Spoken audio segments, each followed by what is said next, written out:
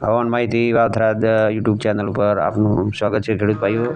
આજે આપણા વિસ્તારમાં થોડો હવામાનમાં પલટો આવ્યો હતો એટલે વાદળછાયું વાતાવરણ આજે દિવસમાં જોવા મળે છે. અત્યારે પણ વાદળો છે, અત્યારે હું વિડીયો બનાવી, પણ હવે રાતના થોડા વાદળ રહેશે અને પછી આવતીકાલેથી વાતાવરણ ચોખ્ખું થઈ જશે. કોઈ ખાસ જોવા નહીં મળે, કદાચ વાદળો જોવા મળે, બાકી માવઠું થવાની આપણા વિસ્તારમાં એકંદરે ખેડૂત ભાઈઓ કોઈ સંભાવના નથી.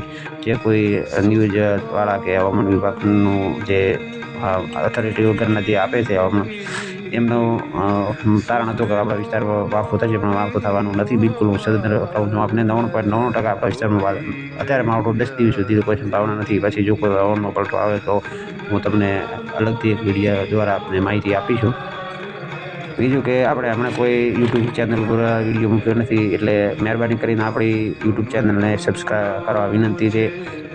વિડીયોને લાઇક કરો અને સબસ્ક્રાઈબ કરો ચેનલને, અને નોટિફિકેશનનું બટન દબાવો જેથી આપનો વિડીયો જોવા મળે. આપણા સબસ્ક્રાઈબ વધશે તો ધીરે ધીરે ચેનલમાં આપણને ફાયદો થાય. અને આગામી દિવસોમાં હવે હું રાબેતા મુજબ આપને જે પણ હવામાનમાં કોઈ ઠંડીનું પ્રમાણ વધશે તે બાબતે પણ હું એક આપને વિગતવાર વિડીયો આપતો રહીશ. હવે જે ઠંડી છે, ઠંડીનું પ્રમાણ આગળના દિવસોમાં આપણને 10 દિવસ જોવા મળ્યું, એ ઠંડીનું પ્રમાણ આગામી દિવસોમાં જોવા નહીં મળે.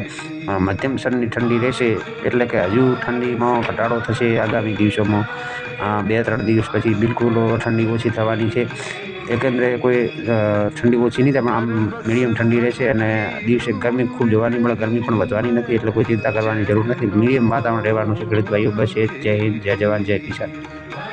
આપણી ચેનલને સબસ્ક્રાઈબ કરવાનું ભૂલતા નહીં ખેડૂત ભાઈઓ, મિત્રો, વડીલોને મારી નમ્ર વિનંતી છે.